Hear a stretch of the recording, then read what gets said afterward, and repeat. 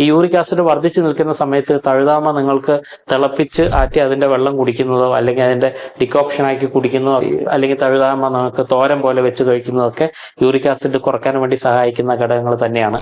മറ്റൊരു പ്രധാനപ്പെട്ട കാര്യം കോഫിയാണ്. കോഫി നിങ്ങൾ ഉപയോഗിക്കുന്നതനുസരിച്ച് ശരീരത്തിനകത്ത് നിന്ന് യൂറിക് ആസിഡിന്റെ അളവ് കുറയ്ക്കാൻ വേണ്ടി അത് സഹായിക്കുന്നുണ്ട്. പക്ഷെ ഓർക്കേണ്ടത് പഞ്ചസാര ഒരു കാരണവശാലും കഴിക്കാൻ വേണ്ടി പാടില്ല. ഈ പറയുന്ന റിഫൈൻഡ് കാർബോഹൈഡ്രേറ്റുകൾ എല്ലാം തന്നെ പരിപൂർണമായിട്ട് നമ്മൾ ഒഴിവാക്കണം യൂറിക് ആസിഡ് കൂടി നിൽക്കുന്ന അവസ്ഥകളിലൊക്കെ. കഴിക്കാൻ പറ്റുന്ന ചില കാര്യങ്ങളുണ്ട്. പാല്, ഇപ്പൊ പ്രത്യേകിച്ച് നിങ്ങൾക്ക് അതിന്റെ പ്രോട്ടീനോട് അലർജിയോ ഒന്നും ഇല്ലെങ്കിൽ നിങ്ങൾക്ക് പാല് ഈ യൂറിക് ആസിഡ് വർദ്ധിപ്പിക്കുന്ന ഒരു കാര്യമായിട്ട് പൊതുവെ പരിഗണിക്കാറില്ല. അതുപോലെ തന്നെ തൈരും പാലൊക്കെ യൂറിക് ആസിഡിനെ സംബന്ധിച്ചിടത്തോളം സേഫ് ആയിട്ടുള്ള കാര്യങ്ങളാണ്.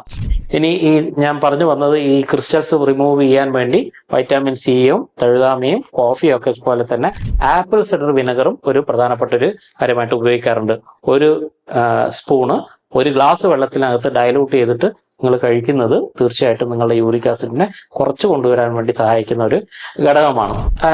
അതേപോലെ മറ്റൊരു പ്രധാനപ്പെട്ട ഒരു ന്യൂട്രീഷൻ കണ്ടന്റ് ആണ് ക്വാർസെറ്റിൻ എന്ന് വിളിക്കുന്ന കണ്ടന്റ്. ക്വാർസെറ്റിൻ ഒരു 500 മില്ലിഗ്രാമോളം നിങ്ങൾക്ക് കൊടുക്കാൻ പറ്റുകയാണെങ്കിൽ ഒരാഴ്ച കൊണ്ട് തന്നെ യൂറിക് ആസിഡിന്റെ അളവ് 25% വെച്ച് കുറയുന്നതായിട്ട് കണ്ടുവരാറുണ്ട്. ക്വാർസെറ്റിൻ സാധാരണയായിട്ട് നമുക്ക് ചെറിപ്പഴങ്ങളിലും അതുപോലെ തന്നെ സവോളയിലൊക്കെ ധാരാളമായിട്ട് അടങ്ങിയിട്ടുണ്ട്.